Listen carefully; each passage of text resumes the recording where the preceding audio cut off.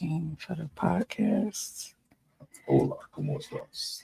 Hola, let me do my intro. Yo, what's up, guys? Ash Cash, the financial motivator, and you are now tuned in to the Blowing Bubbles podcast. Guess what, y'all? Stay popping. Let's go. What's up? What's up? What's poppin'? Hey. How you doing? We are live. Let me see, how many devices am I going to juggle today? I'm real formal. How you doing? Hey. Or real informal, I should say. So what I have to do is log on to Facebook so that I can see when people are commenting. Dope. What's up? Can you tag me? Fam? Oh, yeah, let me see. Go on my page. I think How do we? I don't believe we are Facebook friends. So you can't Why didn't we figure that out before? Okay, yeah, what's your? But we are good. What's up? How you doing, brother? Is your name your actual name your Facebook? Yusef. It came up. Creation. There you go. Digital creator. Yep, that's me. So I can follow you there. And you said there was another one. Hola. How y'all doing out there? What's up? Miss Favorite by God Figgins. What's up? Thank you for tuning in. We're going to have some conversation today. Trying to let a couple folks get on in here.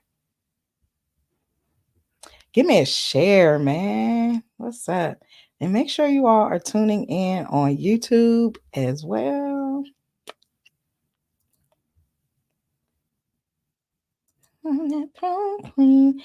So let me know where you're from. If you're on YouTube, drop your name in the comment and let me know where you are from. Can y'all hear me? There we go. So, all right. Okay. All right. So let me hear you say it. Let me see. The H-Town, or was that who was that group? Did you accept you didn't accept my friend request. I can't tag you yet. Let me hear you say, that cord should be long enough to pull towards you too. Oh, I have all 10-foot cords. I don't do them long or short cords. Praise the Lord. I guess we should have did this before we came on. We should have, man. This is listen. This is real life. This is real life. Hey. Come on in. I got you following me.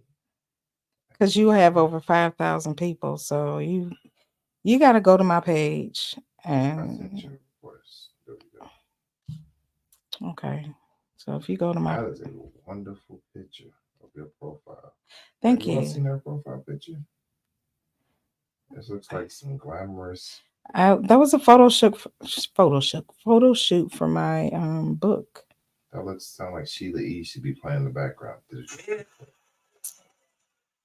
I don't have a notification yet that you try to follow me.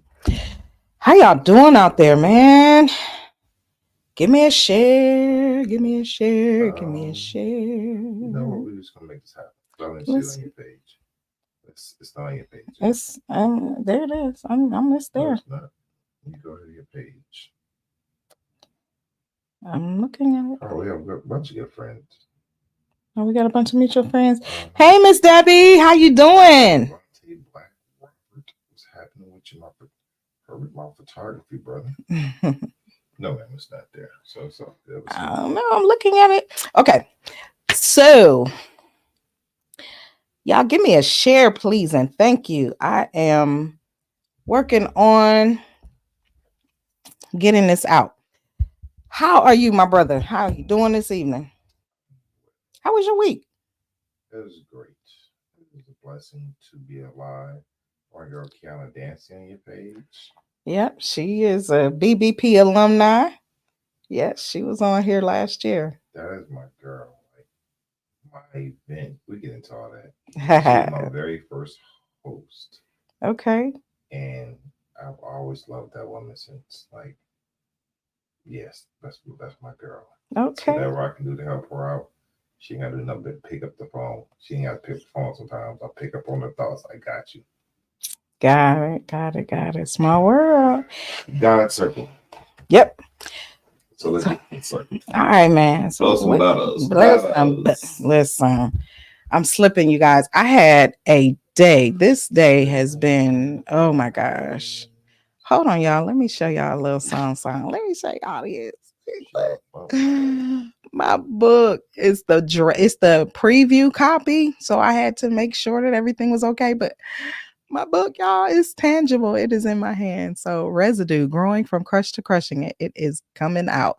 There have been so many times where I did not know if I was going to actually release it, but it's no turning back. Yay! All right. So I am honored to have this brother here. I got this man, Mr. Yusef, brother Yusef Muhammad. We're going to have real talk conversation. We don't even have a preset topic. Nope. We just going to have real talk. Only brother to the night. I'm the uncle in your left thigh trying to come the vibe in your right. Okay. Hold up. I'm tripping about this bubble stuff. It's what I do. So I discovered bubbles out of a kind of a tough situation I went through. And I discovered it made me feel better. It felt like a release every time I would exhale to blow. It felt like a release. So better than drugs. So it's better than drugs. And I have a natural high. I never did use drugs. I'm the same way. Cool. I don't like to not be in control. Right. Ooh, there's that. When you are too inebriated in situations, it becomes very difficult. Yeah. And I've seen something, and that's just me. There's other reasons why I don't do it. However, the main one being I don't want to be out of control. Yeah. That's good stuff. So, what is it? If I sound jumbly, please let her know so she can tell me. Talk up. Now he got that good radio voice. I feel like he should be like 97X. Bam, the future of rock and roll. This is a quiet story. See? On 79.3, coming smoothly through your speakers. Turn me up. Turn everything down. Let's get ready for the night. Let's get ready. See, now y'all know I'm always thinking, I want to see how long it's going to take for this man to get on somebody's radio show. Ryan Cameron, don't you need a co-host or something? Right. Don't you? I mean, Frank Ski, what you? Doing? Yeah, let's get this man. Yeah, let's get this man on the radio. Or some voiceover work.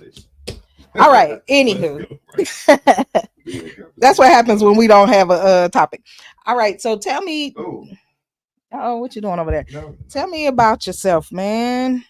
What you got going on in this here life? My name is. My name is Yusef Muhammad. Yams Creation on all social media. YAMS CREATION. I am a young black straight ATL. I do marketing, event planning. I like Clark. Quite often, people say, "Who are you?" I'm one of the most known but unknown people. Explain that. What do you mean by that? Known but unknown. I'm known because of the event that I do, the Sweet Urban Music Fest here in the city of Atlanta. A lot of people know the event. However, a lot of people don't know who puts on the event. I don't put myself out there as the person, but the event, everything that goes on out there is coming from the thoughts I put together with myself and my team. I'm the event coordinator, the planner. So were you the founder of the event? That event goes back right when I was born. One of the people is probably Daddy King, used to be on Auburn Avenue, and Hosea Williams, God rest his soul, another brother. They in 1986 got together because, let me step back. You don't mind, run back a little bit with this festival. Wow. So if you're from Atlanta, you know anything about Auburn Avenue, most of us call it Sweet Auburn Ave, but it's not. It's just Auburn Avenue. Auburn Avenue the name Sweet came from white folks. In 1940 or 1960, that was the word. Remember, everything was sweet. You don't know, neither one of us was born. But the word sweet was being used back then. How we use hip, lit, all these other words, they were using sweet. Okay. Fortune magazine did a expose on Black money at that point. And Auburn Avenue was the most lucrative area for Black people to get money in the country at that time. So they called it Sweet Auburn. And it became Sweet Auburn Ave. That's how the name Sweet Auburn. However, we know as time matriculated over the decades, we got hit with the crack epidemic. Yes. And it hit our neighborhoods very well. And if those from Atlanta, those who are new here don't know, but those who used to be here know about all the projects that were behind Auburn Avenue, the Wheat Street projects and everything else. Matter of fact, if you've ever seen Tyler Perry's Daddy the Little Girl, the scene where Idris Elba, when he stayed in an apartment complex, whatever, that's those apartments that used to be on Auburn Avenue. Back when Edgewood was considered hood. Right, Edgewood was very hood at that point. So by the 80s, they had the crack epidemic hit, and Auburn Avenue wasn't so sweet at that point. So these merchants came together and decided to say, hey, we need to do something to revive, renew, and bring back the neighborhood. So they got together, did this little concert out there. It was supposed to be a neighborhood thing, and this created a Sweet Auburn event. They invited James Brown. Oh. And 5,000 people showed up. Oh. And it was a free event. They did so well they can start to continue, and they decided to continue to keep doing it. By the 90s, it kind of died off a little bit, but a brother named Charles Johnson came along, and he started doing the event down there. And another little history is that during the time period of Freaknik being big here in the city of Atlanta, Mayor Campbell at that point was trying to get the Black students out of the cars. So he redirected everybody down to Auburn Avenue. And that happened to be the same weekend that the festival was going on. So they were doing Auburn Avenue for a number of years. And then by the time the mayor moved it out of the city of Atlanta, he moved it from Freaknik weekend to 2 weekends later, which is Mother's Day weekend. And Mother's Day weekend became the weekend that the event stayed on every year. However, by like 2000, during that time period, my father and that brother knew each other. I'm in school. I used to go to the event. But my father and the brother knew each other. They had been working over the years with each other. And about 2010, they were working really close with each other. And he wound up passing due to prostate cancer. However, your dad? No. The other gentleman. Johnson, okay. Who was over the event. But during that time period, I began working with them, and we were doing a spring festival and fall fest. And by the time he passed, his children took over it. And much like a lot of business, when the children take over business, they don't want to do things with the parents thought. Yeah. Parent, you ain't do it right. We're going to do it my way, blah, blah, blah. So as a result, the children decided they did not want to continue to do business with my father. And my father was like, well, so I want to do this. So I decided I want to continue to do the fall festival. So I've been doing the Sweet Auburn Music Fest, which is the fall version. We should have been spring and a fall version, but we split up. So they have the spring, I have the fall. And we do ours the last weekend of September every year. And as a result, we've been continuing to grow it out. It's been very well. I've worked with all the radio stations as partners to be able to bring the community out. It's right before October, which is Breast Cancer Awareness Month. Mm-hmm. Always 4 weeks before the elections that comes out in November. So what we do every year is try to have a party with a purpose, which is doing an event with a philanthropic undercurrent to it. Make sure everyone comes out, enjoys themselves, learn. Also, I think September is Autism Month. Okay. So every year we're trying to bring something into this. Is voter registration, health, breast cancer awareness, autism, AIDS, whatever. So everything has been out there. Mm-hmm. So we party with a purpose that everybody comes together and enjoys themselves. Love it. I love that. Yes. Music. When the food is good, the music is great. Wonderful. Want to give a shout out to those who are tuned in on Facebook. Miss Favorite by God Figgins, Debbie Ireland, Doug Tootle. What's up, Toodaloo? Milton Brown, Kenny. I'd like to give people a shout out when they tune in. If you are on YouTube, definitely pop in those comments because I cannot see you if you don't drop a comment. Let me know where you're from. And so do you produce any other events? So I don't produce any other, or I do. Stop not saying that too. I've been doing a fish fry festival in the city of Atlanta. It's kind of different.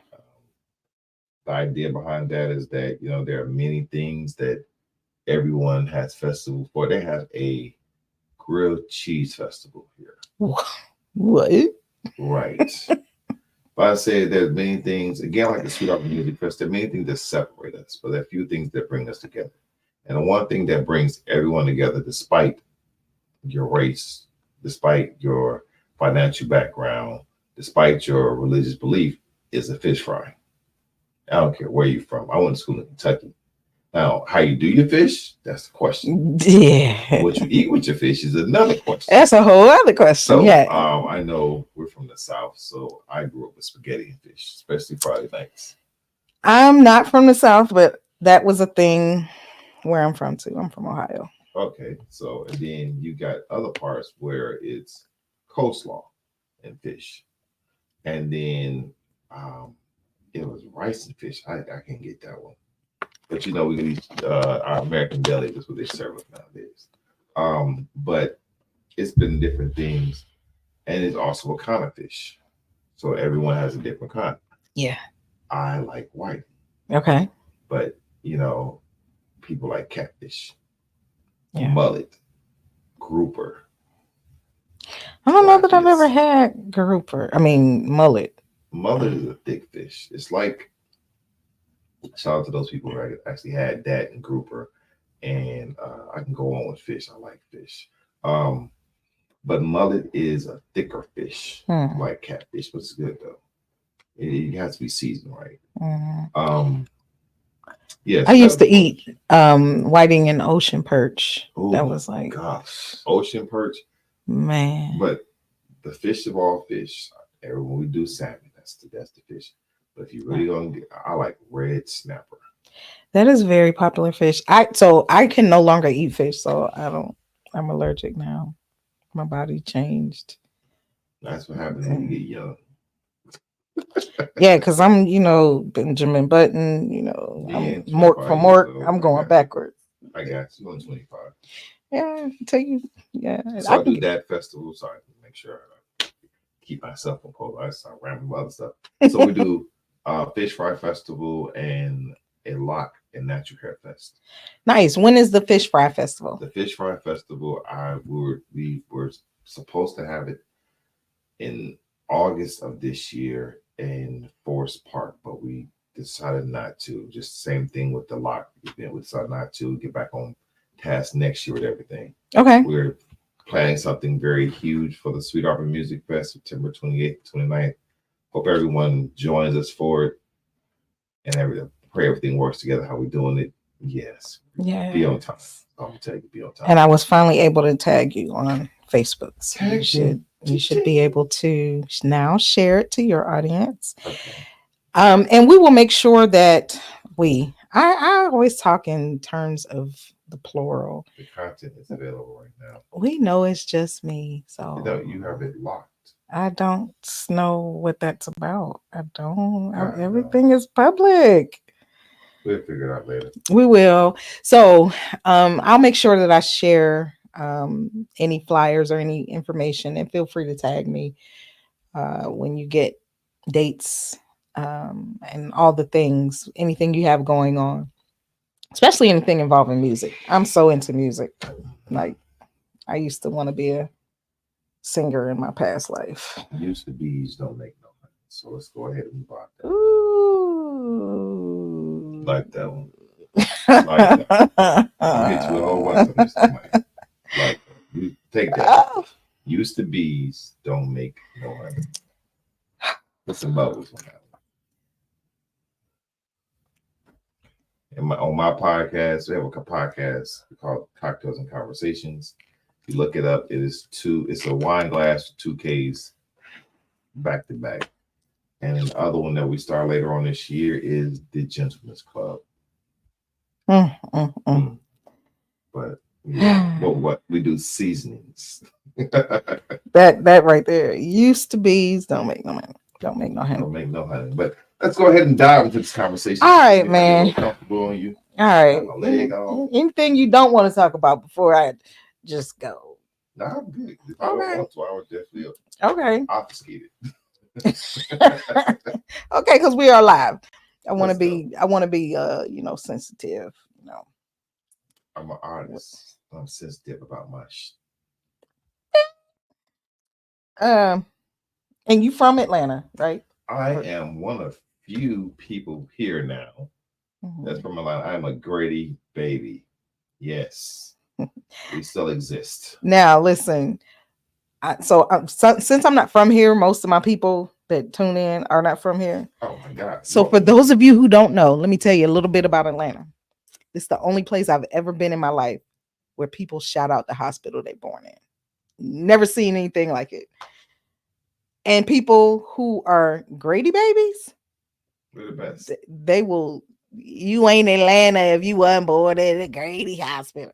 Man, I've never seen anything like it in my life. So, from what I met a man who, because one day I asked, I was like, why y'all do that? He said he was an older man. He said to me, because that used to be the only hospital they would allow blacks to go to.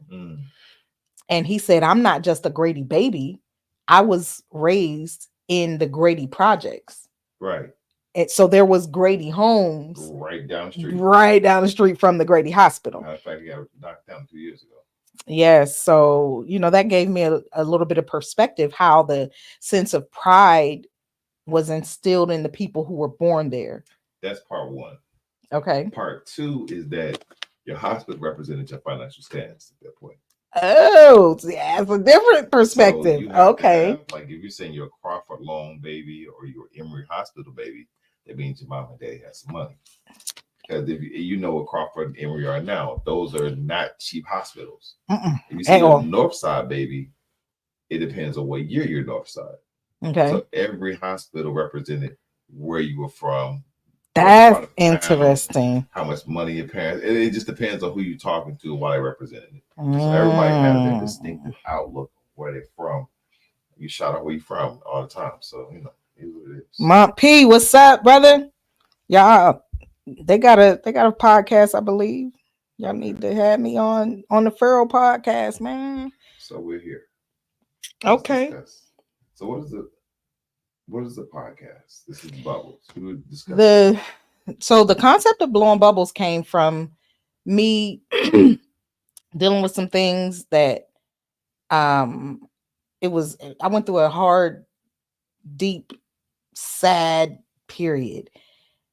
And I seen these bubbles that my grandbaby left at my house sitting on the counter. And I was like, I just grabbed the bubbles and I went outside, and every breath that I breathed felt like such a release. And all the bubbles, it was like I could see like the pain, the problems just floating away. I was like, oh, that felt good. It felt good. Mm. It still feels good. And so I just started doing it as a way of kind of coping. So I ain't snap. Fast forward to not last year, 2022. There was the school shooting in Uvalde, Texas, and the grocery store shooting in Buffalo. Yes, ma'am. So I had a Zoom meeting with my team, and we were all over the country. And one of my colleagues said, nobody was talking when we first got on, and it was just this energy. It was real heavy. And one of my colleagues said, that lady looked like my grandma. And I knew who she was talking about, the older lady in the grocery store that got killed. She said, I don't know them people, but it still hurts. She said, why are people so angry? Why would you just walk in a store, a grocery store, a school, a church, and just shoot people? And still nobody could say anything at first. And so she said, what do y'all do when you're so stressed or you're so hurt and you can't do anything else? I said, I blow bubbles. The Zoom room went crazy. Fast forward the next month, when we had that same team meeting, the executive assistant was like, hey, Karana, they liked your idea. We got branded bubbles. I was like, wait, what? If a $30 billion company takes action that quick, you might have something. Blowing Bubbles podcast was born that day. So I was already working on creating a podcast, but that's when I named it the Blowing Bubbles podcast. So the Blowing Bubbles podcast, what did you use it to, I want to say, develop yourself and grow? How do you use this to be able to branch out to help others? How have I? Yeah. Woo, man. Yeah, there's a brother. One brother, he was on here. He had wrote a book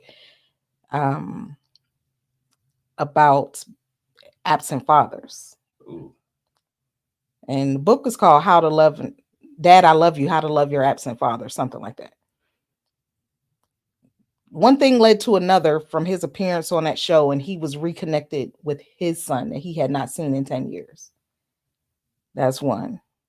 Another way, I have a little portable lapel mic that I just take and I do a segment BBP in the streets. I'll just randomly stop somebody and put a microphone in their face and have a conversation.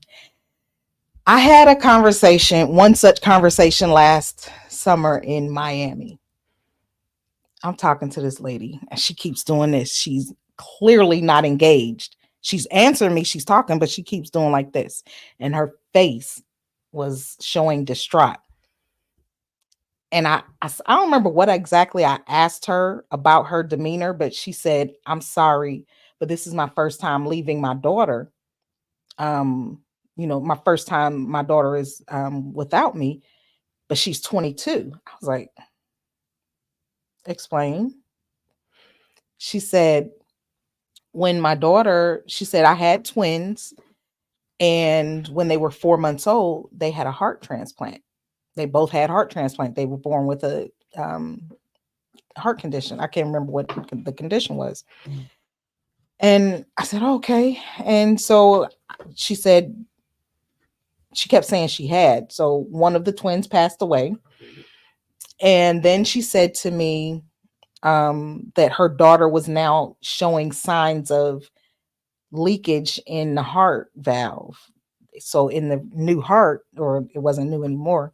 So I started to encourage her. I have a little bit of experience with transplant patients because of family members. And so I started to encourage her by telling her that, you know how much of a blessing and a miracle that young lady is. Transplant patients don't usually last that long. You know, the transplanted organs, they don't last all that long. 22 years. She's good. You know, y'all both just have to, relax. I'm trying, whatever I'm saying to her, I'm freestyling it. I'm trying to encourage her because she's tearing up and she's nervous. And she was like, but she just has nobody but me. She's never had a friend because she can't participate in anything. I've just always sheltered her, especially after her sister died and the baby, she was a baby when the other one died. And she just kept saying, but she doesn't have anybody. Doesn't have no friends. And this random lady just interrupts me. Now, I'm doing all this on camera, right? She just interrupts me and she looks and she said, I'm sorry, I can't take this anymore. I looked and she said, I heard what you said. Your daughter does have a friend now. This is my daughter. She's a heart transplant patient. They will be friends. And when I tell you, everybody that heard that and saw that go down, it was a tear fest.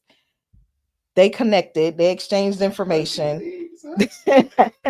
So this young lady who felt all alone in the world now has a friend who can relate to what she's going through. I didn't make the connection, but because I was talking to her and asking her questions and I kept her held up and didn't just let her run off and be in her phone, somebody overheard that conversation and the connection was made. So that's one. Another one, if I looked back, I where's that email? I got an email last week. This person, I don't know them. They emailed me and said, I did one episode with a friend of mine who was going through cancer treatments.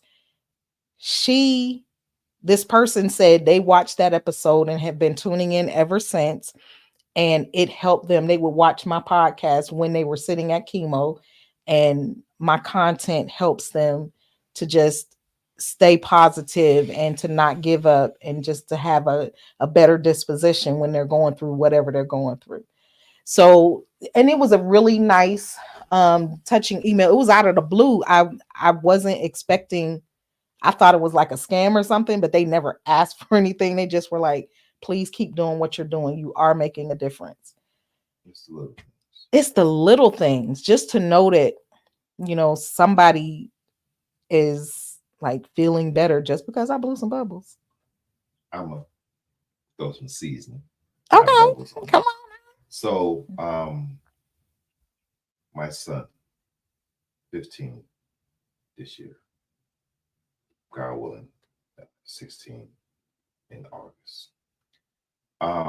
His mother and I, when he was in the womb still, you gotta be moments, emotional moments. And she was getting on my nerves that day. And it takes you leaving. I was heading to work. She was at home, heading to work. And I just was done in my head. Like, I won't do this no more. And someone said something to me. I don't know. And to this day, I wish I could remember this quote. Whatever he said, it calmed my soul. And I text that to everybody in my phone. And from that day, for 13 years straight, Monday through Friday, I send the text message out. My list grew to probably about 5,000 people. Oh, wow. On the phone. The people were, at that point, text me and say, add this to this. Add this to this. So I had a bunch of random numbers in my phone I was texting every morning. And then I started putting on social media. And it was being shared every day. People were posted. And like I said to you before we were on screen, that you don't always get the credit.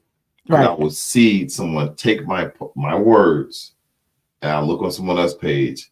It's the post and it's been shared and it's still thought of the day. I'm okay with it. I don't care. Yeah. It's not mine. It's God's quote. It's God's words. Absolutely. And I remember one day I got a phone call from an associate who randomly thanked me. But he said, your text message saved my life. I'm thinking he just, being facetious type, I was about to go do something. Or I don't know, I didn't know. But he literally said, no, let me explain to you. I was sitting on the edge of a roof getting ready to jump. Oh, wow. And your text, 8 o'clock in the morning on the dot, you got a text message from, shout out to BlackBerry. That was my phone. And BlackBerry would send a group. I'm talking 1,000 people. I had 5 different ones, 1,000 on the chain. And I just send a message. 8 o'clock on the dot. Everybody got their text message. I was sitting at 7:59, 8 o'clock. Bing, bing, bing, bing, bing. I had a friend who said they set their alarm by me. And the fact that if they got my message, they knew they overslept. But the message came on specifically. Anyhow, like you say, he was sitting there. He was getting ready to, and the text came through. He just decided to look at the phone.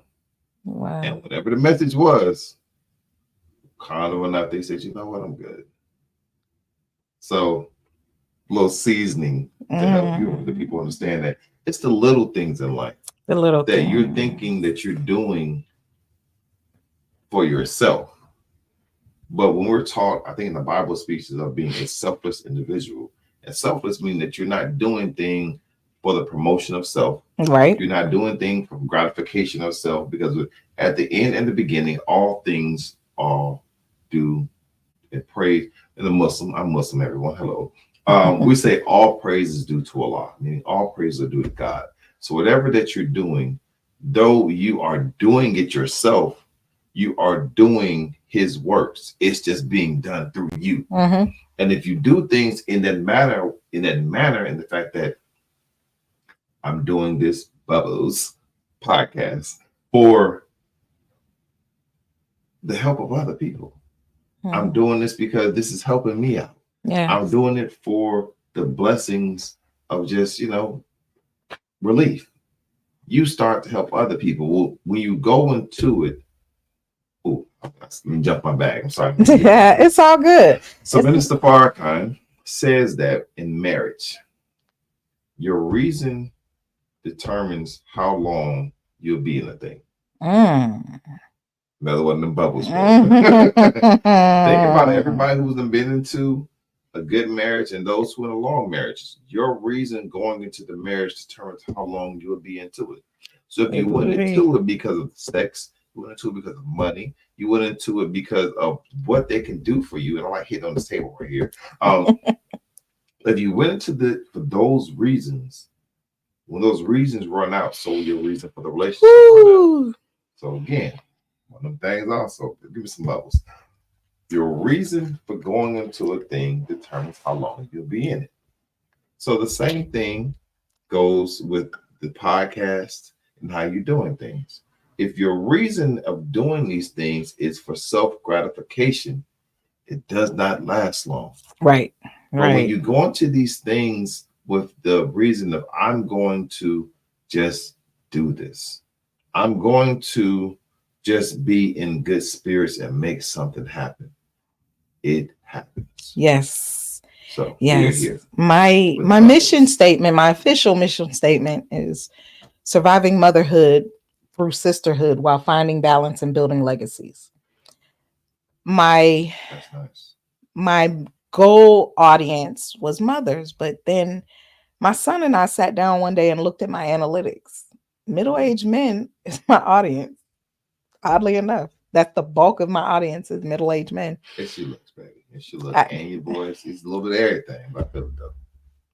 So I really, I want to make sure, even though I don't only talk to women and I've probably had just as many, if not more men on the show than women, I still wanted to broaden my vision so that I'm intentionally inclusive of my brothers, making sure that topics that I cover mean something to the man. My favorite segment though is the co-parent conversation. That is one where it's like a lot of people just literally can't figure out how to communicate with their children's co-parent. I don't care what they did. Figure it out. And so I love being that vessel to help them through that. I've had a billion reasons to, be angry or whatever. And it's like at some point the sun rose and set on their butt. So Get over yourself. It's about the kids. It ain't about you. It is about the And children. And if that is we, one of my biggest. that I is the biggest hindrance to development of us as individuals, as adults. Mhm. Because if they say the mother has to be happy, which to a degree I overly agree with. However, at the same time, it has to be a balance of mother and father. Because the mother being happy, but she's dumping ignorance and issues onto the father. Now, when the child with the father, he's bogged down and can't properly be there for the children. It's the same thing as in reverse. The father is happy, but he's sitting up here causing headaches for the mother by accusing her of doing things and never paying his money on time or whatever. Now you have another issue. So, like you said, at some point, understand that let it go. Yeah. Just let it go. The whole thing is my time is up. It's your time with your child. My relationship is no longer with you. I don't even care. Yeah. Go do what you do with your child. Don't speak ill of me. I will not speak ill of you. And let the child develop and grow with the parent to see how they want the relationship with that child. Right. Because as women, you will grow that you want to say something bad about the father. But then I you never want had no that. no I no don't. no no no. I'm just giving both sides. Mm, As women, you may want to say something bad because he ain't doing it. But you mm, know he's not. He's gonna fail every time. mm. Don't tell the child. Never. Let the child see it, and then he determines what's going to happen. Absolutely. Then as the father, you may look at the mom and like she's not raising you right in your mind, but you can't just say she's raising you right. You can say small things that say, "Son, you should do this better," or "Daughter, you should do this instead." And Mhm. then when the child gets old enough or mature enough, then say like, "Damn, Dad was right. I should have Yeah. been doing that. What am I doing?" Yes. So Yeah. yeah, don't say anything. You don't have to. And I I really get passionate about mothers. Somebody saying something. I don't know Um what they're saying. oh, that was a few minutes ago. Oh, Hey Couture. well, Diana Um shout. With my line shout. I say it right. don't weaponize the kids. Ooh, I don't care if weaponized. I don't care if they're not paying child support. Child support, for those of you who don't get it, has nothing to do with visitation. So they are two separate entities, two separate issues, two separate courts, actually. Um, do not hold that against the children because ultimately the child is the one who suffers. In the short term, in the long term, nowadays the mother suffers. I've seen so many people. Shout out to all my brothers. I'm gonna tell you, even women, get the legitimization. It is a lot of programs that will help you do this for free. Legitimization is to say, like in Georgia, we're gonna skip past the subject because anyway. But real quick, in Georgia, is very crucial because, like, unlike any other state in the country, Yeah, they're not all like that. Georgia has it where if you and the woman are not married when the child is born, the male has no legal rights to the child. Every other state you have, but in Georgia you have no legal rights to your child. So if the mom says you can't see the child, you can't. However, if you get the legitimization, the mama can't see nothing. She has to give up the child, and you will have to get an agreed time to be able to see your children. Ask me how I know. That's another conversation. But if you're in the state of Georgia, Yeah, they easy on some up with that BS one. down here. I've heard that so like way too many times. I know. I got a Georgia, y'all program. trash with that. I'm telling you that. I got a program for single fathers. Yams Creation on any social network. Drop me a message. I will send you the people's name and a program. They'll walk you through it for free. But let's go on to another subject. This is your show. I'm about to Yeah, start getting we didn't have a topic planned. What do you have going on? What do you have coming up? currently, so on a weekly basis, I work with the Vine City Civic Association. It daily basis. They're in a group that is right in front of the Georgia Mercedes-Benz Dome Mercedes-Benz, and George yeah. World Conference Center. That Mhm. group that's right over there. And on a weekly basis, we distribute food on Wednesdays and Fridays today, um, to the everyone. Period. So we've had people from Bankhead, which is now Donald Lee Howell, to Buckhead. They come on there and get free food. We give out Hello Fresh meals Okay. on Wednesdays and Fridays, and a couple other items to go along with it.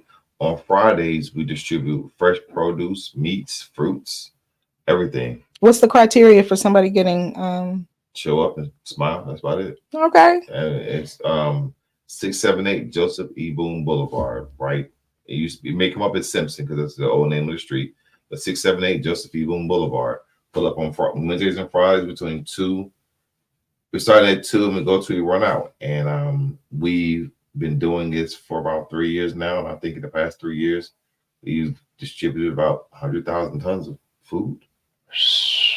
It ain't no joke. It's a lot.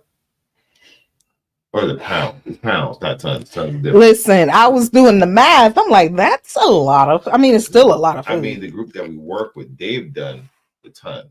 That's impactful. That's what I'm talking about. You know, out there, just doing some good in the hood. I love it. Just doing good, yes, ma'am. So giving away fresh produce and meats. Most of the food pantries aren't giving away. You're giving away meat in a can. No. So we've actually given away Salisbury steaks. I don't eat meat. So steaks, shrimp, octopus. What? Lamb, fish. So you got high end food. And we just distribute it. Like if we get it, we give it out. We don't hold this. We give this directly out to the community. So if you pull it up, and we've got distribution of steaks, giving it out. My family don't eat meat. And a lot of people that come volunteer, some of them eat meat, some of them don't. But the idea is that, so other thing is Walmart. Remember 2 years ago, the Walmarts burned at the same time, coincidentally. Hint, hint. And the one over in Vine City is the one right off of MLK. That's right around the corner from us. That created a food desert in the community. Yeah. So people had to go over to Cleveland and other places to be Cleveland Avenue Avenue to be able to get their food. With us creating this program in the area, it allowed a lot of the major senior citizens groups and those who are underprivileged, I'm like underprivileged, I guess in some aspects. We also feed the unsheltered. So we have some sisters who cook food on Wednesdays and Fridays. Okay. And they come out there and it's, oh my God. I'm talking, we got cooks. Okay. They come out there and they'll make nice meals and they just pass out food to the unsheltered all day. Beautiful. And it becomes a nice thing. Matter of fact, if you're in the city of Atlanta, tune in to channel 46, or you can look it up online, channel 46 in the Atlanta area. They did an expose on us today in regards to it. So how we've helped impact the community during the time that there was a food desert, and how it's helping even as the place is turning. The Walmart has returned. It's a nice Walmart too. I'm not gonna lie. It's not like they're doing a pilot program over there where it's a full grocery store, no clothes or nothing else in there. It's just groceries. So is it labeled as the neighborhood market? I think so. Yeah, they have those in other parts of the country. They're more prevalent. The Walmart neighborhood markets are like I got introduced to them when I lived in Vegas, and they just all over. Well, so it's not a new Walmart thing. Well, they're saying, I guess the way they're doing it is different here. So the I don't say the heads of Walmart, but the national heads, they came in for this opening. Okay, because this is their pilot program. So they're going to be watching this very well over the next few years or months, really months. If it does well, then they start changing out. Okay. So either way, we here, but they got Walmart. I'm gonna pull up Friday. Pull up. I got you. Gonna pull up. I got some milk cookies. Him downstairs. Look like I'm overweight. I know. I keep trying. May not be looks. May not. The camera adds 10 pounds. We're gonna say no. I need to. Yeah, I did. Tell my friends you lost. Hey MJ.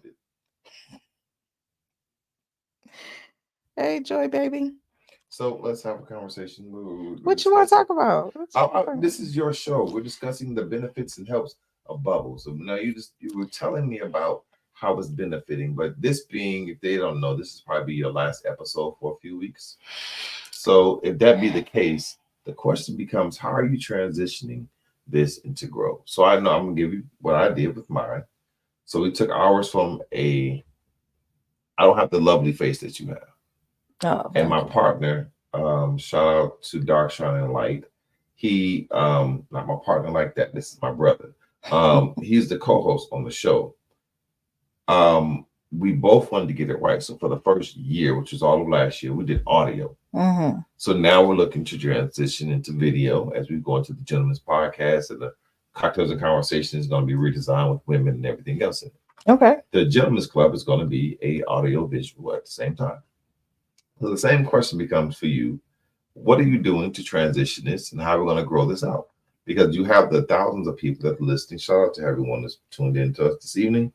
And how do you transition and be able to take your, I don't say followers, your family, because you are more family. You're not followers. For sure. Because we're not leading you into anything. We're just expanding our family. So how do you take your family with you as you develop this out? I am. I'm working with the production team now. Oh, she got money. Mm, working with a production team now. Somebody called me. Again, making that impact, just continuing to do the work, and people see you. Somebody that I thought was like really killing the game and doing what they're doing. This young lady is watching me and called me like, I really admire what you're doing, and I see you working and been doing this for a minute now. So there's a whole production team already in place. I'll be in a new studio starting June 2nd, I think. So yeah, my episodes will be pre-recorded. I will have, and I'm still going to do live at 8:45 just because I enjoy doing this. But the official podcast will be much higher production value. So I have a production team. I have multiple cameras. I have edited content. It is like I can't wait to get like the actual professional people that this is all they do. Okay. Working on that. So yes, and my plan. So I took a hiatus at the end of 2023 for this was my plan. Yes, ma'am. But it did not manifest as quickly as I wanted to. So just because I literally had some loyal fans who were like, "Yo, where you at?" I just said, "Well, let me go ahead and come back on and kind of reinvigorate this little movement of mine." But I do feel like another elevation is the mission and the messaging of the Blowing Bubbles podcast has spread. I did a nice little Caribbean tour. I went to LA, I went to Vegas, I went to Florida. Where else did I go? I went to Charlotte. I've been quite a few places in the last few months, just spreading love and bubbles. I give away bubbles. I got little vials of bubbles, and I just give them away. And I talk to people, and tell people you can't blow bubbles and be mad at the same time. Stay popping. But you can have bad breath and blow bubbles. Woo! That's not my problem. That's not my problem. Because I'm not gonna be in your face when you blow bubbles. But the bubbles, the pop, like, ooh, what's that? It's got the funk carrying in the bubble. That's Yes. So I'm working on. I want my own branded bubbles. That's nice. I got some merch. I gotta get some more made. Yes. We'll talk about that. But merch. Yeah, I've been working on my book, which releases June 17th, Residue, Growing from Crush to Crushing It. Make sure everyone's on the pre-order list, please, people. Blowing Bubbles. No, wait a minute. ResidueBook.com. I'm so used to blowing bubbles. ResidueBook.com, ResidueBook.com, ResidueBook.com. You can go to Amazon right now and pre-order the Kindle. So just type my name in Amazon and voila, or Residue the book. I think it's easier to find it from my name because there's other books and other stuff with Residue. Gotcha. But if you type in Karana Hosey, it's gonna come up. Gotcha. So yay. I'll be right behind you now. When I have mine out, I need to go through my last edits on it. So I'm right behind it. My actual so what I was actually getting more into, I have a book called The ABCs of Love and Relationships. Ooh. And I took the concept of love and simplified it. Now people ask me, you said, why do you do love? Because I think I was taught that love is when you want the best for a person and your ability to help them become that. Too often we define love as an emotional burst of energy and all sorts of stuff. Said Mr. Farrakhan, that's my man right there. Mm-hmm. He always says that love is when you want to help someone to become who God wants them to be. So I got into love and relationships. And too often when you get into them, I listen to a lot of these different podcast people we talk about whatever, and you listen to people, but no one actually simplifies love. So true. So I took love and said, let me just simplify this thing.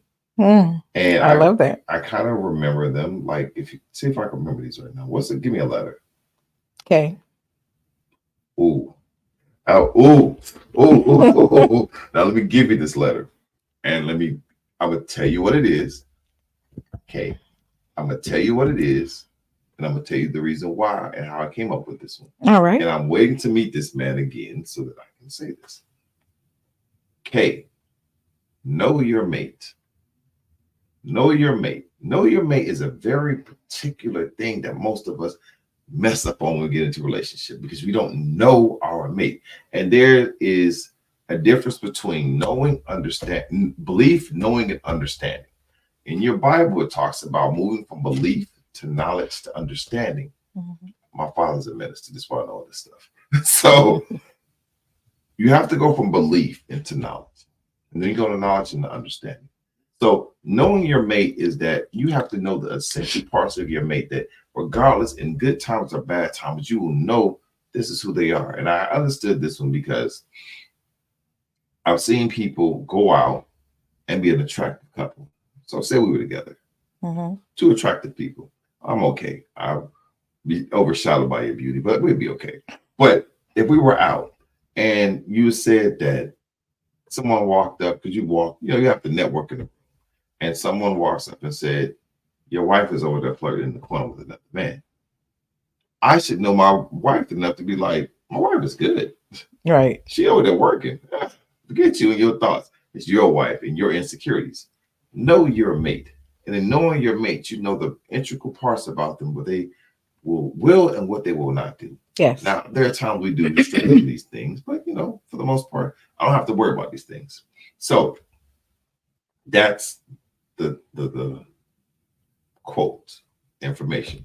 In the book, I asked 2 questions because they're reflections of yourself. And then I give you some notes to write down so you can think about what these things are.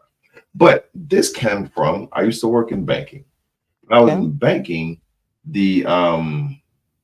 I used to work at the 14th Street, which is the line station down here, 17th Street, and 14th Street. It was where Wells Fargo, but it used to be Wachovia.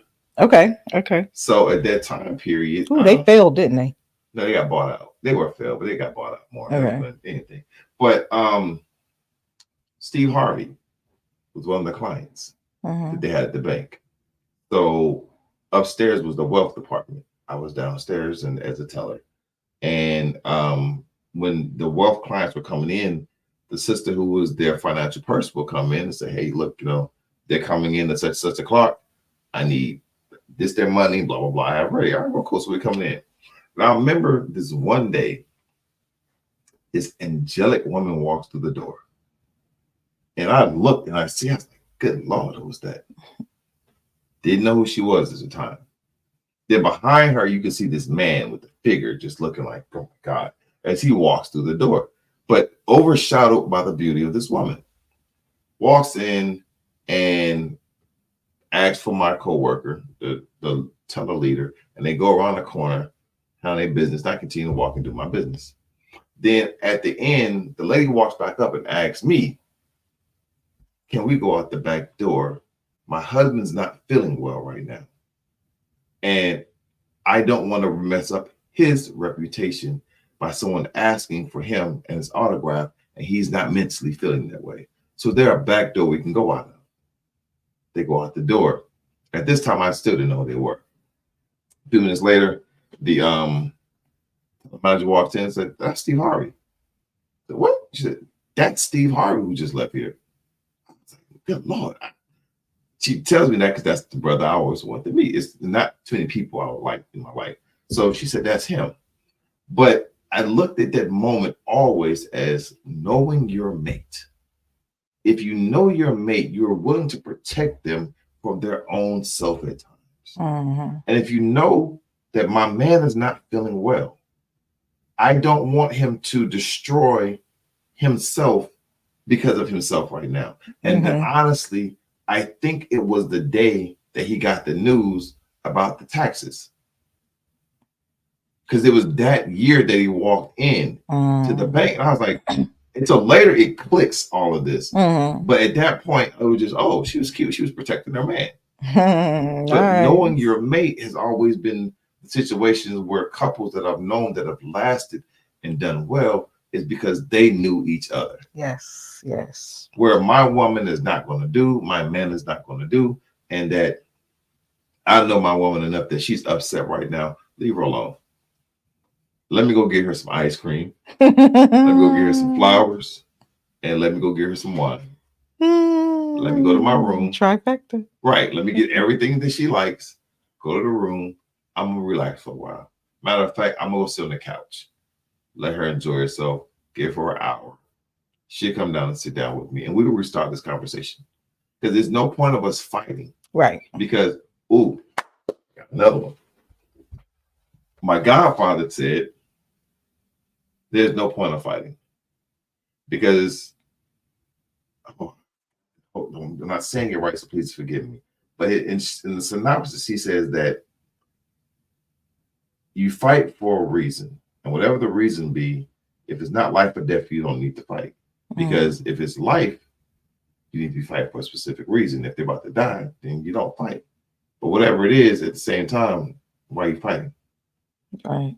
Because life and death, it comes and goes. So find a reason to just get past the situation. So again, we're here for the cookies and the snacks. And I think I'm talking a lot right now. You know, I don't want to hold people. I usually do all the talking. It's refreshing to just sit and listen sometimes.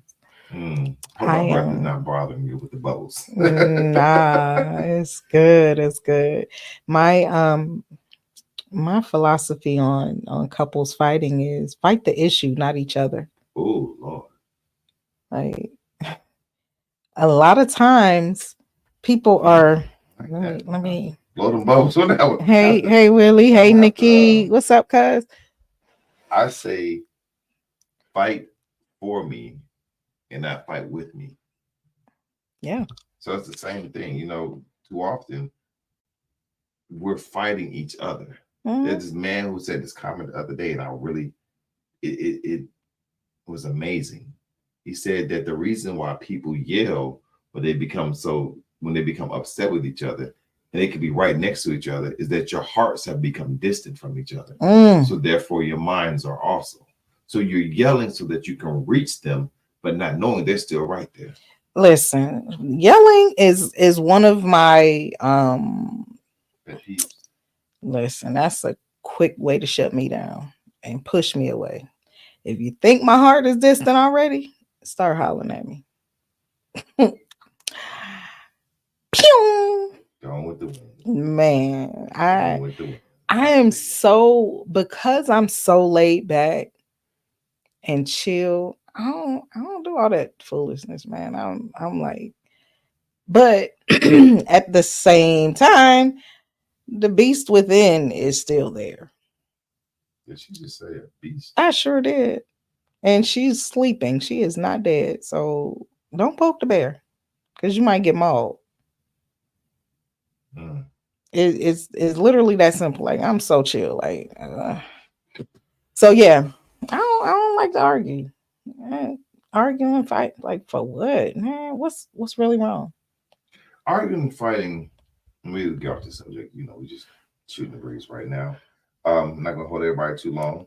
Arguing and fighting is because there's a lack of understanding and agreement between each other quite often. Hmm. When you have, ooh, Lord, let me throw some more seasoning on this one. So when they talk about equally yoked, that's Mhm. E in the book. Equally yoked, and most people just break it down to the simplest form and think it's religion. And religion is actually the simplest thing that you do not have to be common on. But it's very good that you have that one. When we talk about equally yoked, we're talking about equally yoked at the mind, soul, heart, aspirations in life, thought process. It's many aspects to this equally yoked. And the thing about being equally yoked is that when you're equally yoked, those who are equally yoked have less of a reason to argue because you always have a common denomination to revert back to, even when you're separate. Now, going on the religious aspect of it is that when you're separate and you're arguing with each other, if there's God, so we're taught God, man, woman, children, stuff like that. Mhm. But this is the aspect of how it is. And the reason that the man is with the God is because he's supposed to be a reflection of God. And the man and the woman is looking for the God in the man. She's actually looking for God. So in her search for God, she should find her man. Mhm. So the man's supposed to be in regards to God. Now, if you're not religious, it is what it is. But I'm just saying it's for any religion. So in that aspect, if your man and you are both aligned with God, because really you're looking for God, he's supposed to be with God. So we're all supposed to be godly. If God is the center of the relationship, when you're having your conversations and you start to stray away, you start to argue, you start to have these issues, that should be something that you can come back to and be able to say, okay, we're not liking each other because of finances right now. Mhm. In the Bible, it says this: the man is supposed to be the breadwinner and everything else. However, I'm currently not making it because of finances in this world. All right, dear, what can we do that allows you to be happy and get me back to where I need to be in this relationship? All right, well, may not take God off the table. Let's put education on the table. Educationally, I'm supposed to be still doing better. However, I have not made it. So I need to return back to school. I need to return and do something so that I can make myself better in order for this relationship to grow. Whatever your equally yoked is, that is the basis of the relationship and will determine how long you will go. Too many people don't. They don't even visit that concept. Um, I like you. You cute. Ooh, she a dime. Ooh, We he this call her and Mrs. Mr. Gray Sweats and Mrs. Fat Booty. sundress and gray sweats. Oh, I like that. We use that one. Like, Sundress and gray sweats. like if y'all don't stop throwing your lives away on that superficial crap, like it's so simple. Like if we just stick with the basics, if I'm a person who is all about family, and you gotta, and going back to that, know your mate. If I'm all about family and I come from a big close knit family, and then I link up with this man who loves me and we're close and we have a good relationship, but he didn't have his father, he didn't get raised by his mother, his grandparents raised him, he has no siblings, and he don't understand why you would want to live close to your mama or why your sisters come over your house on the holidays or why do you take care of your nieces and nephews. You got, that's one of the biggest things that I hear people like they don't understand. You got to know all of the layers, everything that matters to you in your life. You need to ask those things of your mate before they actually become your mate. Why are you linking up with this person? Why are you having children with somebody who's like, you're Muslim, I'm Christian? If we were to get together and have children, where's that conversation going? How are we deciding to raise the children? And I know people who do this. I have a neighbor who said to me, well, I'm Christian, but my husband is Muslim. How does that work? I really want to know how people work that out. And why did y'all pursue that, knowing that there was that gap? Because I'm gonna be honest, Hmm.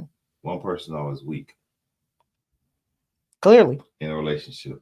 clearly. Because one person has to be weaker in their faith in order to allow that. Because if you're both stronger in your faith, the reality of it is very difficult. I'm speaking from a personal aspect in my life, where I have a son whose mother is Christian. Love that woman to life. But again, I'm not with her. I didn't marry her. And at some point, when she became more than hers, that actually led to us, hey, look, there's nothing wrong with you, Yusef, but I want this right here. We cool. And it becomes like that because compromising is going on. And compromising is a great thing. Don't let me lie about that one. You have to compromise in a relationship. And I'll never let nobody tell you that you don't. Because compromisation is that in order for us to grow, someone has to be able to lower thy wing, as the Bible says. And in lowering your wing it's humility. That's the growth in it, that you may be right. I got a quote for you. Be comfortable in the fact of knowing that you're right, even when they think that you're wrong. Again, be comfortable in the fact of knowing that you're right, even when they think that you're wrong. And women, you all are the perfect example of saying, okay.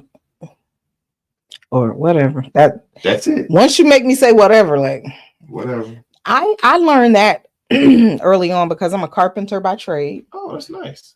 And I was always the only woman. Right. So it was always a power struggle with these dudes on work sites. Like, all right. Right. Because you're gonna learn. That's all I'm gonna give you. My mother's the same way. She's a master mason, carpentry, whatever, in construction. And I would start going as that son after a while. And I was that son. And everybody got that one son that don't bother that one. The other one you can probably but she got two sons, you don't do that one. I got three. Right. you don't mess with them. Don't do that one. So I was always that son that we on job sites. Like, you be careful what you say, player. Like that the nail gun it ain't too much but an incident away. I'm not about to use it, but the whole thing is that be careful what you say to my mama. So my baby boy, her baby boy. floating around the music industry. That one right there would be with me, and people didn't always know that was my son. Right.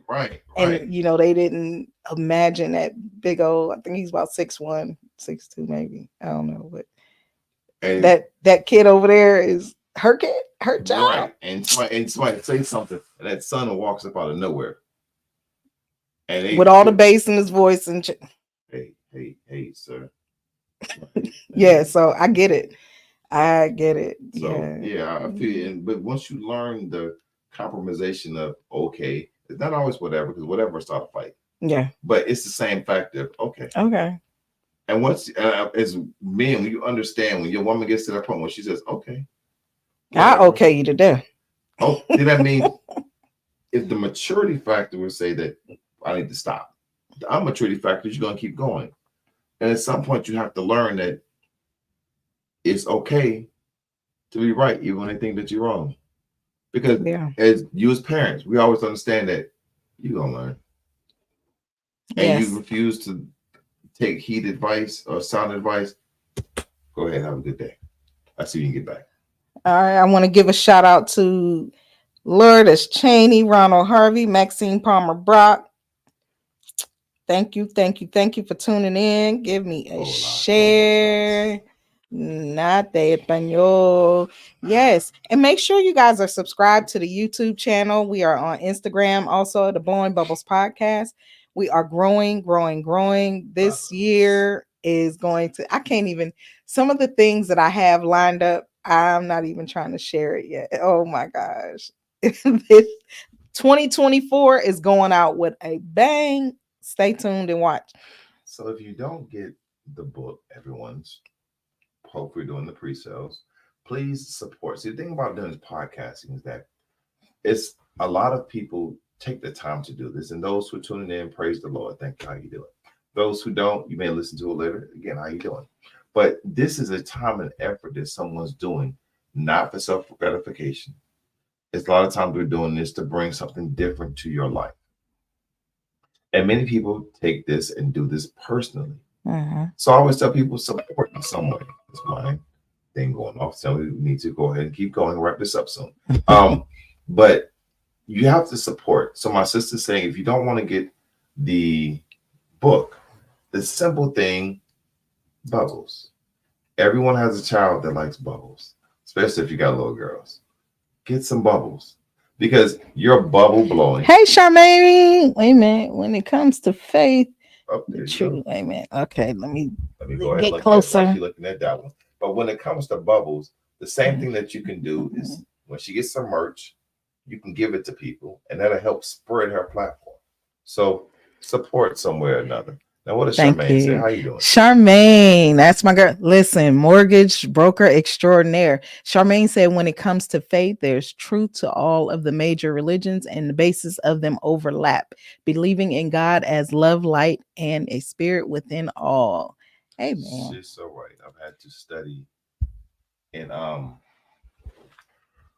forget the name of this philosophy class, high school.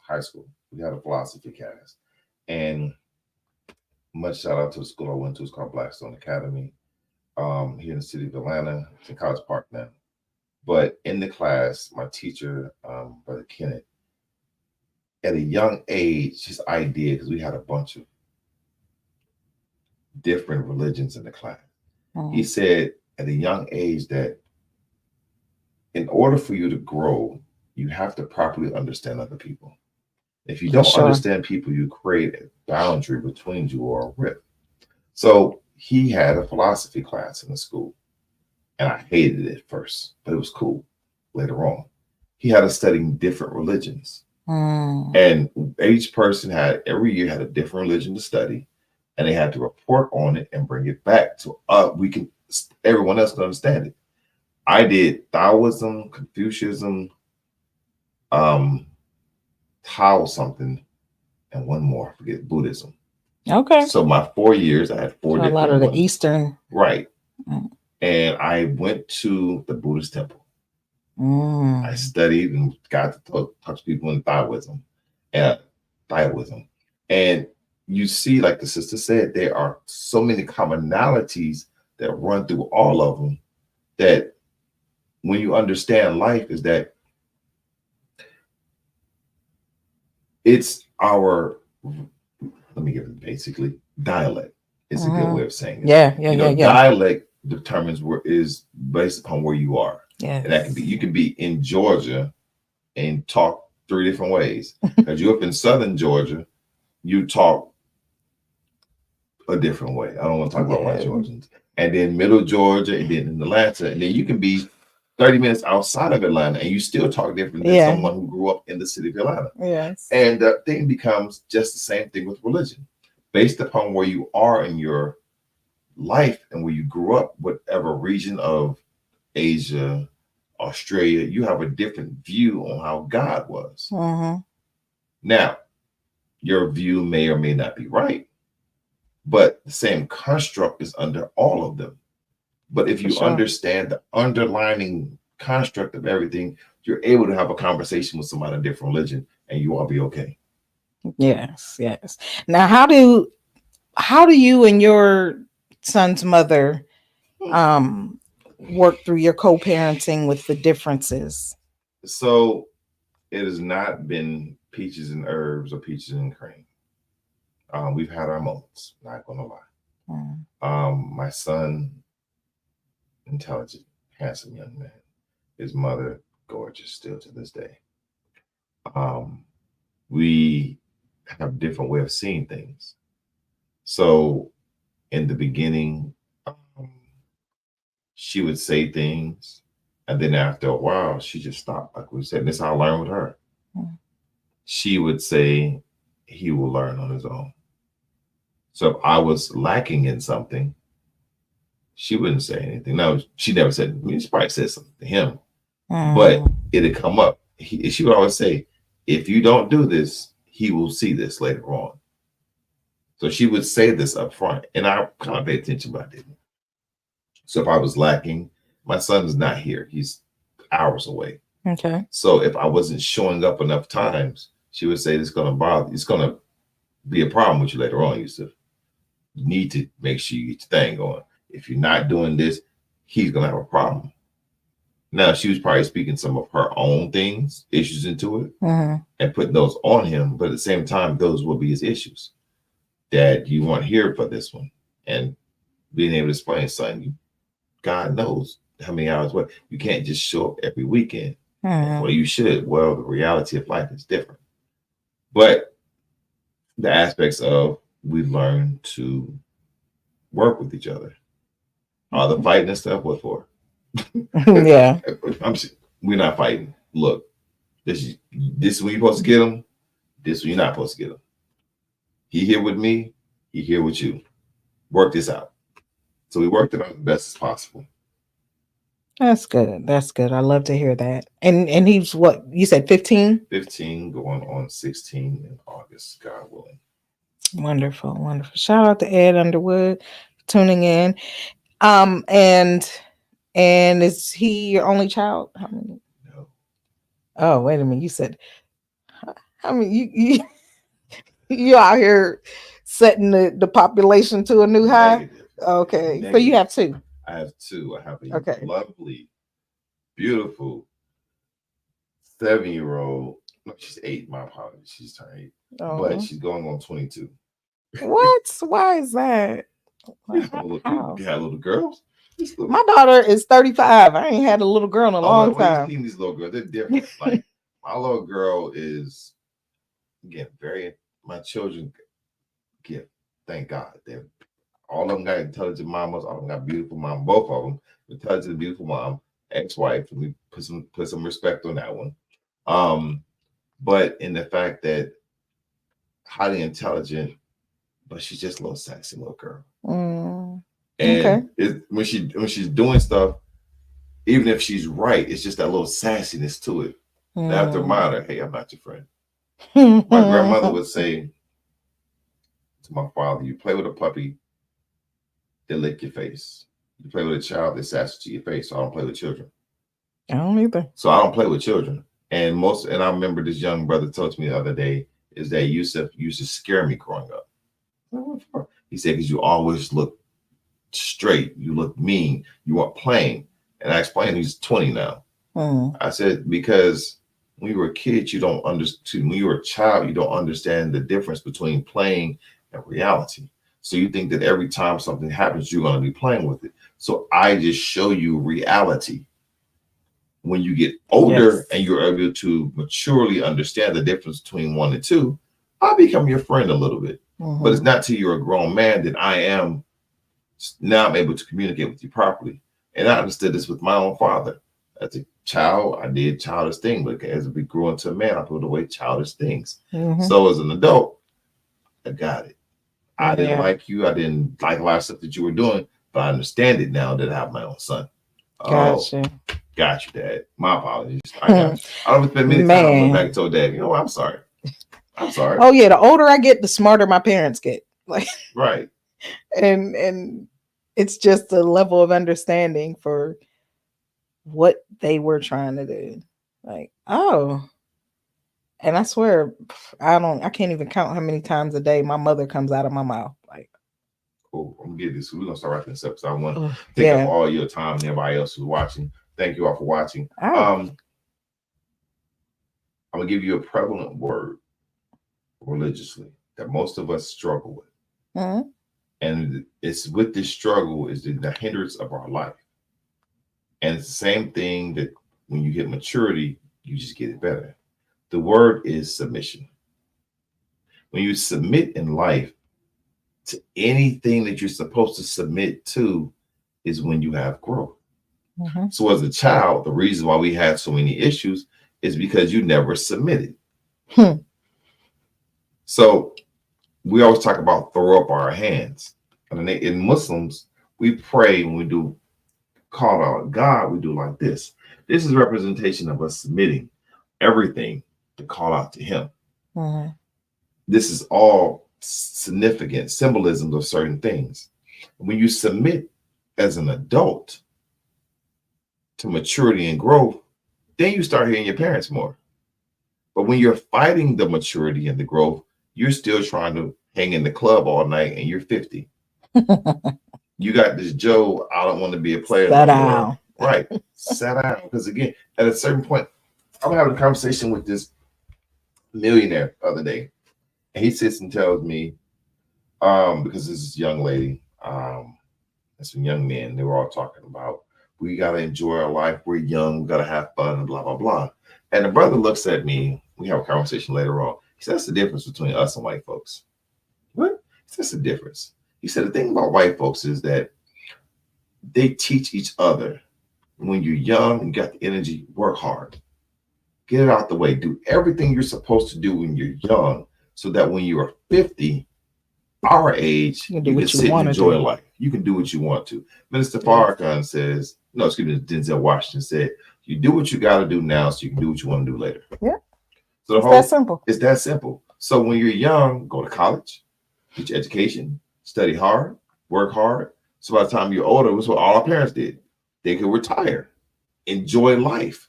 Unfortunately, they can't now because of fine. But our grandparents could retire, enjoy life, travel, do everything they want to. But what do the youth want to do today? And this is systematically programmed that everybody even wants to be a content creator. Don't want to go to school no more. You want to be a content creator, but you're not creating anything new. You're just putting your spin on what someone else did, and this is the reason why a lot of us are not growing. Mm-hmm. Then you don't want to do what you're supposed to do. Right. You just want to. This is me. YOLO. So we're not submitting to what God has us to do. We're not working hard. We want to play, be content creators, and you really just being a clown, or you really just being an OnlyFans fan without being on OnlyFans. And this is, I have 1 million people, but you have 1 million people following you. But what reason for? Because you were shaking your butt online every day, because you were being a clown online every day, and then you get to the point of 5 million people. But what are you? And the brother told me, because I was doing some stuff in my life, he said, you think that you're doing something, but you're more just a jester. And he put it in position another way. He said, he reminded me, he does investments, and they were across seas. And he said there was an artist that got paid a sizable amount of money to come perform at this event. And they were all joking and, oh my God, such and such is here. And he said, but after the performance and the real business was being taken care of, leave. We have business to take care of.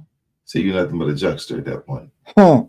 Wow. And that put life perspectively different for me. And there was no disrespect to no one know what they're doing. He was just saying to me that what is the reason someone's got you there, or the purpose they're following you? And what is your reason for doing these things? So you can do that to get in the door. But once you're in the door, what do? Right. You could be the laughter, you could joke, or you could be the comedian all you want to. You can be, I love this new black business that we're doing. You can be Kevin Hart when he was doing Soul Plane. Everybody laughed and joked. Now look at him. But look at him. He got in the door. He got his own production company now. Got books. He got people working for him, because he's not just trying to be the person that was suggested his whole life. He had a plan. So the same thing with all of us. What is our plan in life? When you look at your life, and I'm trying to close on your show, but I want to be along with y'all. I like to talk in a circle, have conversations, and talk in a circle, bringing this back around to you, where we started almost. What is the end goal and results? What are you looking to do with your life a few years from now? As we have Bubbles as the podcast. If you don't get Bubbles, I don't forget what cartoons might Bubbles.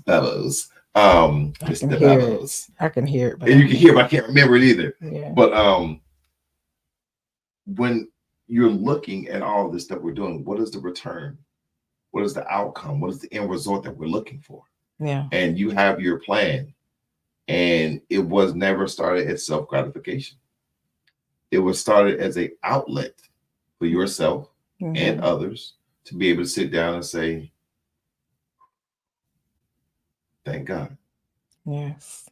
And at the end, those of us who are working in that sphere of thank God, we plan and God plan, and God is the best of planners. And we work on His time versus our time. And the work on His time is to say that when it's time for something to happen, it will happen. And we may think that in the Quran, our holy book, it says, you may dislike a thing and it may be good for you. And you may like a thing and it may be not good Yeah. for you. So you may want to do a thing because you feel that you're ready.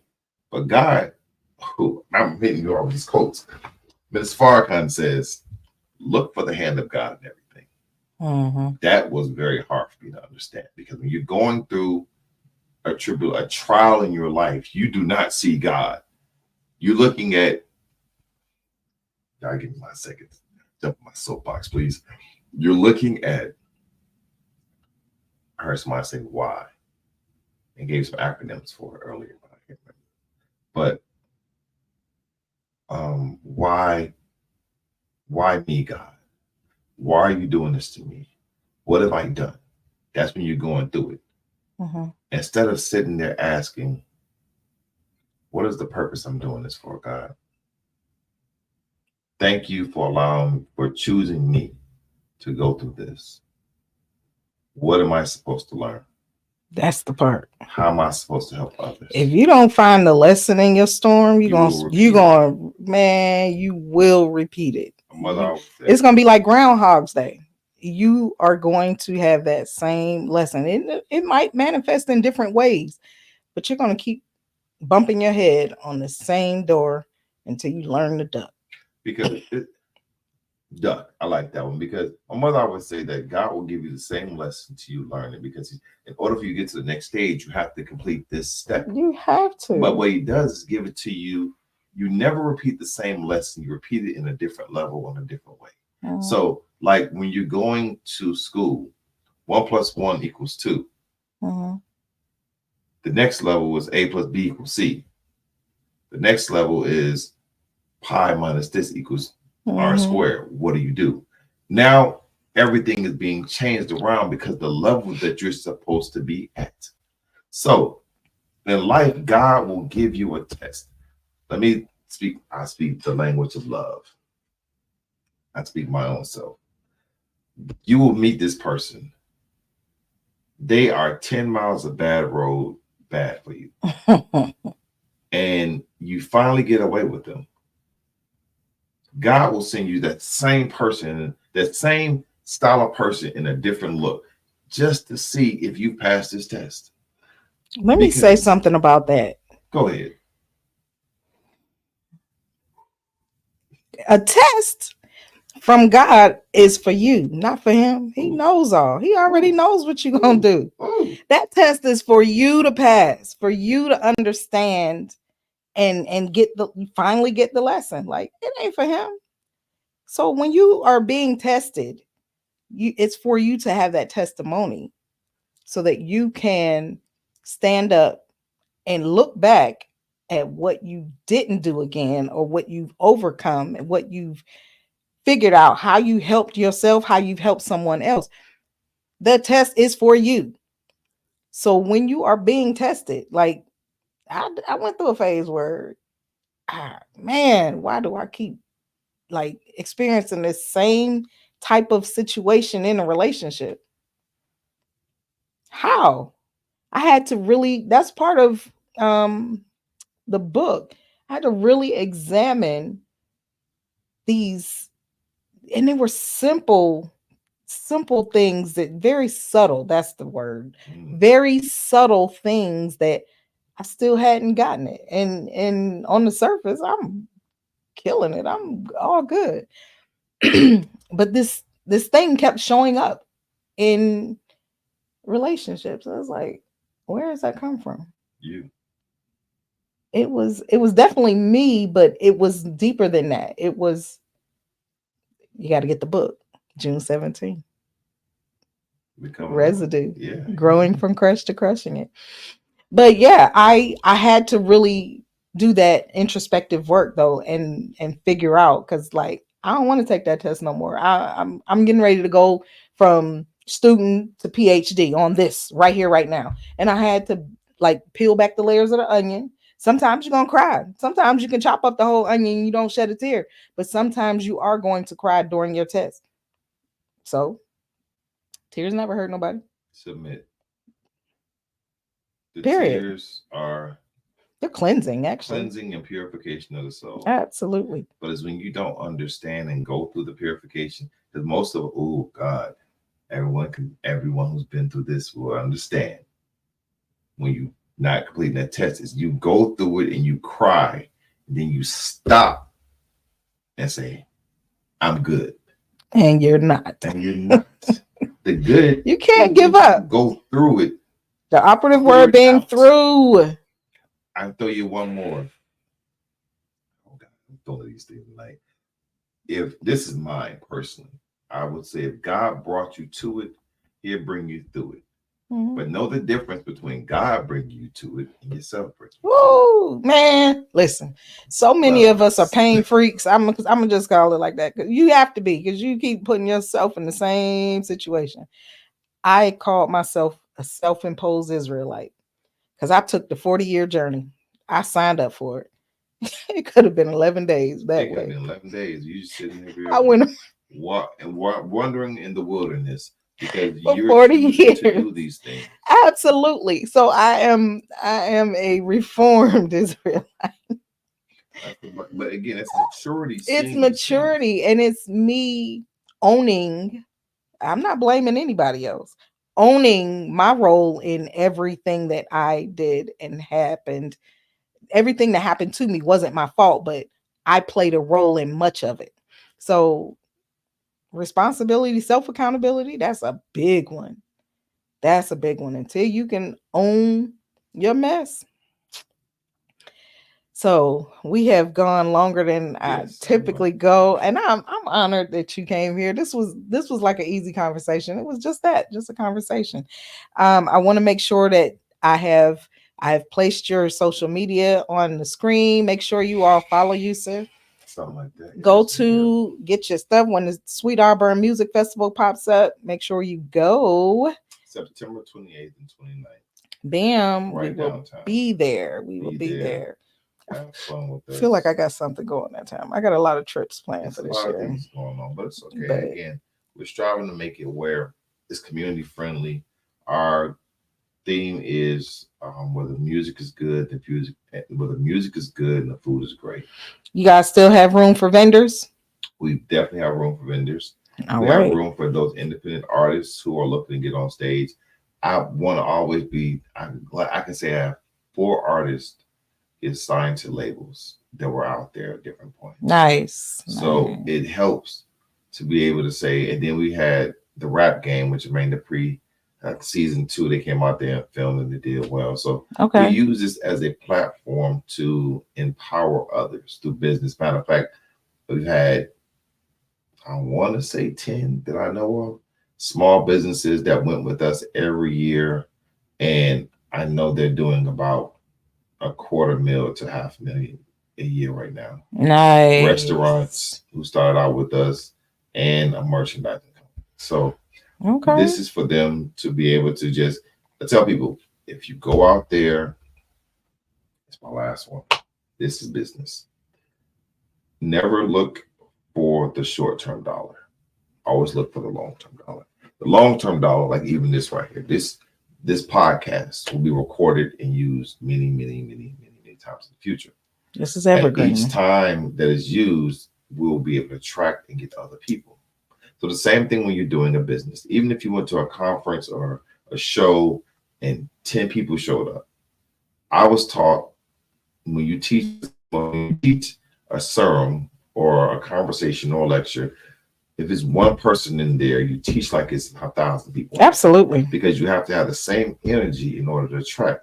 Because you never know who that one person in the room is. That's right. They can be the person that changed your life, or you can change theirs. And then in the future, they'll change yours. So every opportunity is a blessing in disguise. You just have to know how to undisguise this blessing. Nice. Well, I want to thank you for your Hercules, time. Hercules. I want to thank you for your time, for your nuggets that you've been dropping, for your energy, for just being a stand-up guy. And I look forward to seeing, the growth of your podcasts. Yes, we will do these bigger. Yeah.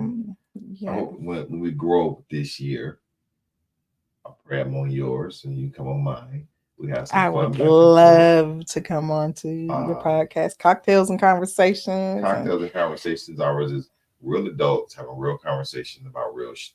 Hey. And in that, we just like this lovely show, we stay away from it's cocktails with a K, both of them, Cocktails and Conversations, both with K's. But we steer away from debauchery. Okay. I don't talk sex unless it comes up in a way, but it still has to be adult and mature. Because the blessing of children with the maturity is that I can't do in front of my children what I do in front of adults. But I want to be comfortable enough that if someone had this conversation in front of my child, I can have it. So with that, just quit talking. I won't keep talking. I call myself a professional conversationalist. Awesome. Well, I am again honored. Richard Hughes, what's up? What's up, homie? Oh my goodness. I'm coming on the Furrow Podcast. I'm claiming it. All right, you all. We are signing off. We went over, but I am enjoying myself. I will see you all next week. Next week will actually be my last official Blowing Bubbles live at 8:45 because I'm going in the studio and we're stepping up the production value. So look forward to. I have Z Jewelers is my first in studio guest. So it's a black jeweler in Atlanta, Georgia. She is killing the game. So make sure when I drop that episode, you all tune in, subscribe to the YouTube channel on YouTube, Blowing Bubbles Podcast. Look for my girl with the Afro orange background. Follow me on Instagram, Blowing Bubbles Podcast. And I do have a website, blowingbubbles.podcast.com. So all things Blowing Bubbles. You can find out where I'm going to be at. You can find out how to book me. You can find out how to book me as a guest. But I will sign off now and say, stay poppin'. Have a good evening. Yay. Peace.